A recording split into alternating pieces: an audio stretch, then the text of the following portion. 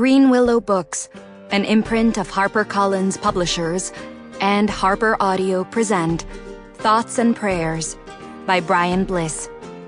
Performed by Carlotta Brentan, Tara Sands, and Barrett Leddy.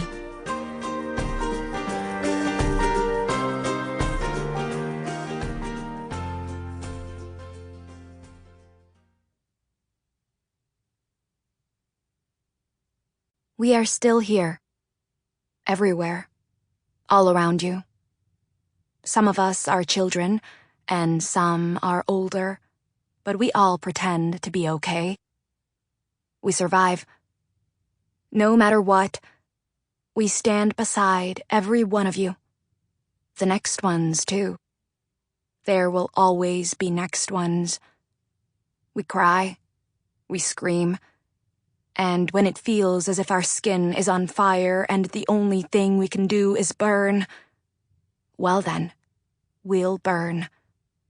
Bright, hot, forever. Until something changes. Because every single one of us should have been a reason. Should have been enough. Part 1. The Monster. Chapter 1.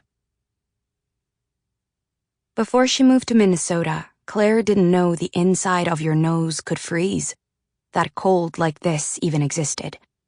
It started at your feet and climbed up your legs, seizing your chest until every part of your body was completely frozen. Before, she didn't take the bus, which appeared at the corner, its headlights cutting through the haze of the morning snow falling in silent clumps. She used to love the snow. Waking up, finding the world covered, refreshing the browser on her laptop and jumping when the phone finally rang, the automated voice saying those sweet words of freedom.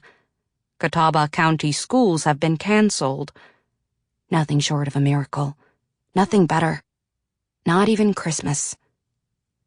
But that was before, and now the snow was just another thing that disappeared. The bus stopped on the corner and Claire turned up her music, loud enough that the other students at her stop, laughing like they'd never had as much as a paper cut, wouldn't talk to her. The door shushed open, just like always. And just like always, the slow march toward the yellow bus started. Claire tried to join them, tried to make her body move, but it was as if the snow had gone solid, seizing her feet. She looked into her bag, letting person after person pass.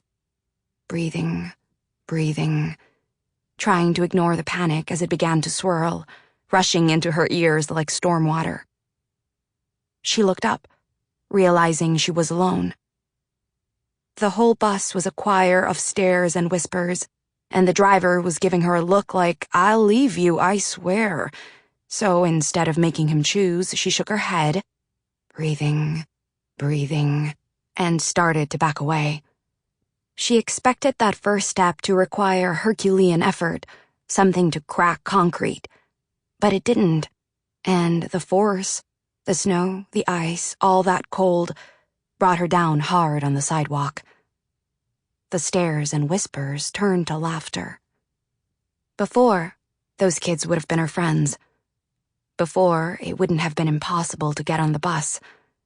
Before, she had friends, and she would have laughed as she sat in the cold, the snow, rubbing the pain out of her ass and barking for everybody to shut the hell up, or else. Her brother found the carriage house online and rented it sight unseen before they'd even arrived in Minnesota. They were still in North Carolina then, only days after, the panic swallowing them both. It was as if everything familiar had suddenly sprouted a fuse, already burning. So they left. They left nearly everything, save a few boxes of clothing and pictures. Their entire life crammed into Derek's small hatchback. They didn't stop until the ground was flat and white, and when they pulled up to the Sample complete. Ready to continue?